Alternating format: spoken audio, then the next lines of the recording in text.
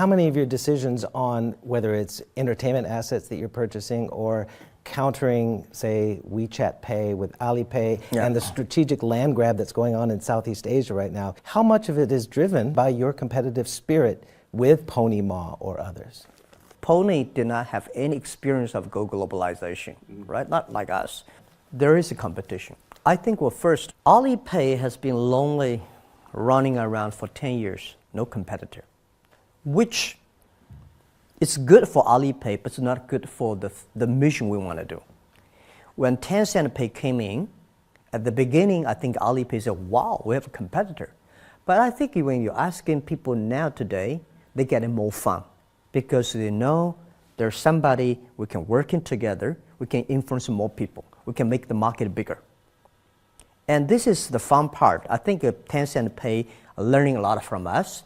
We are also learning a lot from them. So those two companies, if we can work in together, getting the whole society cashless pay, the whole society based on the trust and credit, that will make the market much bigger. The speed of the internet era oftentimes blurs the lines of regulation. Yes. And you push the boundary, and then regulators overreact or whatever. How have you stayed ahead of that and also not overstepping your boundaries? We always step ahead of the regulators. We have to. Otherwise, we go nowhere. They say, hey, wait a minute. My job is to regulate.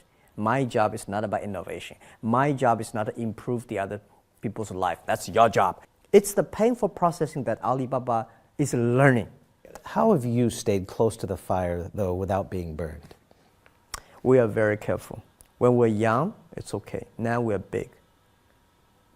We probably regulate ourselves much more stricter, much more than the regulators. Because today, we have more than 500 million people using us. We have such huge transactions. Anything wrong. So we have to discipline ourselves much more. But we also have to let the regulator, the policy is important. Have you faced resistance within China for what you're doing? I recently interviewed Zhong Tingho, Wahaha. We all know about his comments about the internet economy, destroying manufacturing and a drive to zero, driving things down. Do you think there's an old guard in China that doesn't quite understand the new economy, that they'll have to adapt? Of course, we're having this kind of resistance in the past 18 years almost every day. We see people like Mr. Zhong a lot. But, this is the evolution, the revolution of the technology. People like these old tycoons in the old economy, in their early days, they destroyed a lot of lower level companies. We are helping manufacturing, right? We sold more than $500 billion US products last year, and 70% of them were helping selling the manufacturing. Because we don't produce.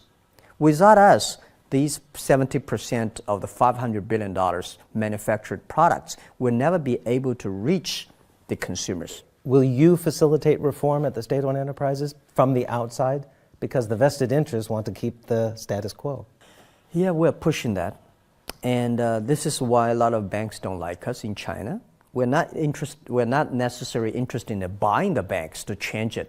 But because of us chasing them around, they reform. The China banks really react very quickly in the past 3-5 years. These banks change their services so fast. They input so much resources on the technology and on serving the people better. You don't have to buy a bank and change one bank, but you push and chase them around, and when a tiger is following you, you can run much faster than you thought.